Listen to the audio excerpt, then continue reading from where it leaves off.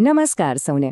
આજે આપણે પુરાણોની એક એવી અદ્ભુત ગાથામાં ઊંડા ઉતરવાના છીએ જે એક એવા અસુરની છે જેની શક્તિ, જેનું સામર્થ્ય ખુદ મહાદેવ માટે પણ એક મોટો પડકાર બની ગયું હતું.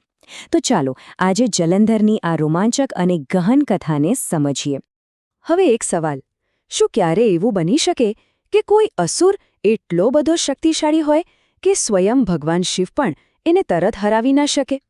આમ તો અશક્ય જેવું લાગે, બરાબર ને? પણ ચાલો આ જ રહસ્યમય કથામાં ઊંડા ઉતરીએ અને સત્ય જાણીએ. આખી કથાને બરાબર સમજવા માટે આપણે એને 6 મુખ્ય ભાગમાં વહેંચી છે. આપણે જલંધરના પરિચયથી શરૂઆત કરીશું, પછી એના જન્મ અને એના અજય વરદાનનું રહસ્ય ખોલીશું. એ પછી દેવતાઓ પર એનો વિજય, ભગવાન વિષ્ણુનો દિવ્ય ઉપાય અને છેલ્લે એના પતન અને આ કથામાંથી મળતા બોધ પર નજર કરીશું. તો ચાલો શરૂઆત કરીએ. આપણો મુખ્ય પાત્ર છે જલંધર, એક એવો અસુર જેનો જન્મ જ અનોખો હતો, અગ્નિ અને પાણી, બે વિરોધી તત્વોના મિલનથી. આ જ વાત એને બીજા બધાથી સાવ અલગ પાડે છે. તો સવાલ એ છે કે એની આટલી બધી શક્તિનું રહસ્ય શું હતું? એની તાકાતનું મૂળ એના જન્મ અને એક એવા વરદાનમાં છુપાયેલો હતો જેણે એને લગભગ અમર જેવો જ બનાવી દીધો હતો.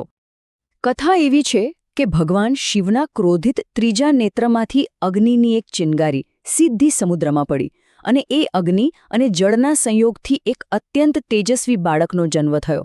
ખુદ સમુદ્રે જ એનું પાલનપોષણ કર્યું અને એટલે જ એનું નામ પડ્યું જલંધર. અને અહીં જ આખી કથાનો સૌથી મોટો ટ્વિસ્ટ છે. એને મળેલું બ્રહ્માજીનું વરદાન. જુઓ, વરદાન સીધું સાદું નહોતું, એમાં એક શરત હતી. શરત એ કે જ્યાં સુધી એની પત્ની વૃંદા પતિવ્રતા રહેશે ત્યાં સુધી જલંધરને કોઈ હરાવી નહીં શકે. બસ આ એક જ શરત એના માટે એક અતૂટ કવચ બની ગઈ. હવે આ વરદાનના જોરે જલંધર એટલો શક્તિશાળી બની ગયો કે દેવતાઓ પણ એની સામે ટકી ન શક્યા. જોત જોતામાં ત્રણેય લોકમાં એના નામનો ડંકો વાગવા લાગ્યો. એણે શું કર્યું? તો કે એક પછી એક યુદ્ધમાં દેવતાઓને હરાવ્યા. દેવરાજ ઇન્દ્રને સ્વર્ગમાંથી કાઢી મૂક્યા અને સ્વર્ગ, પૃથ્વી અને પાતાળ એમ ત્રણેય લોક પર પોતાનું શાસન સ્થાપિત કરી દીધું. પણ એક વાત સમજવા જેવી છે. એની અસલી તાકાત એના બાહુબળમાં નહોતી. ના, એની સાચી શક્તિ તો હતી એની પત્ની વૃંદાની અતૂટ પતિભક્તિ અને એના સતીત્વમાં. એ જ એનું સાચું રક્ષણ કવચ હતું. જ્યારે દેવતાઓ ચારે બાજુથી હારી ગયા, કોઈ રસ્તો ન દેખાયો, ત્યારે એ બધા મદદ માટે પહોંચ્યા ભગવાન વિષ્ણુ પાસે. અને અહીંથી આખી કથા એકદમ નવો વળાંક લે છે. તો હવે ધર્મની રક્ષા માટે ભગવાન વિષ્ણુએ એક ખૂબ જ કઠિન યોજના બનાવી. એમણે પોતે જલંધરનું રૂપ ધારણ કર્યું અને વૃંદા પાસે પહોંચ્યા. અને ત્યાં છળથી એમણે વૃંદાના પતિવ્રતા ધર્મને ભંગ કર્યો.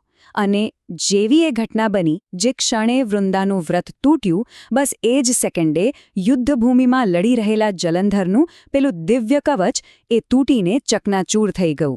હવે જલંધરનું કવચ તો તૂટી ગયું એટલે યુદ્ધનું પાસું પલટાઈ ગયું.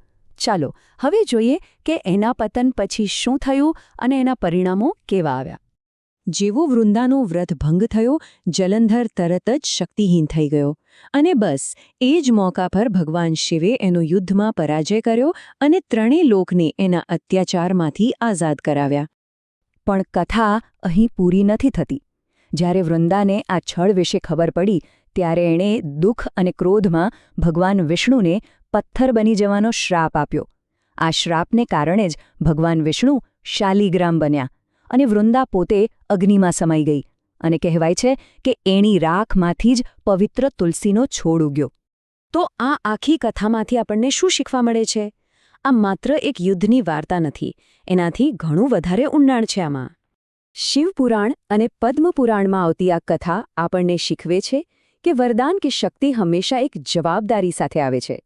આ કથા ધર્મ, કર્મ, વચન અને એના પરિણામોના જટિલ સંતુલનને ખૂબ સુંદર રીતે સમજાવે છે. એ બતાવે છે કે શક્તિનો દુરુપયોગ છેવટે વિનાશ તરફ જ લઈ જાય છે. આ કથા આપણને વિચારવા પર મજબૂર કરે છે કે શું શક્તિનો ઉપયોગ હંમેશા નૈતિક હોવો જોઈએ અને શું મોટા ધર્મના રક્ષણ માટે ક્યારેક અધર્મનો માર્ગ લેવો યોગ્ય ગણાય? આ એવા સવાલો છે જે આજે પણ એટલા જ મહત્વના છે. જો આપને આ કથા ગમી હોય તો કૃપા કરીને લાઇક કરજો, કોમેન્ટમાં હર હર મહાદેવ જરૂર લખજો, આ વિડીયોને શેર કરજો અને અમારી ચેનલને સબસ્ક્રાઇબ કરવાનું ભૂલતા નહીં. હર હર મહાદેવ.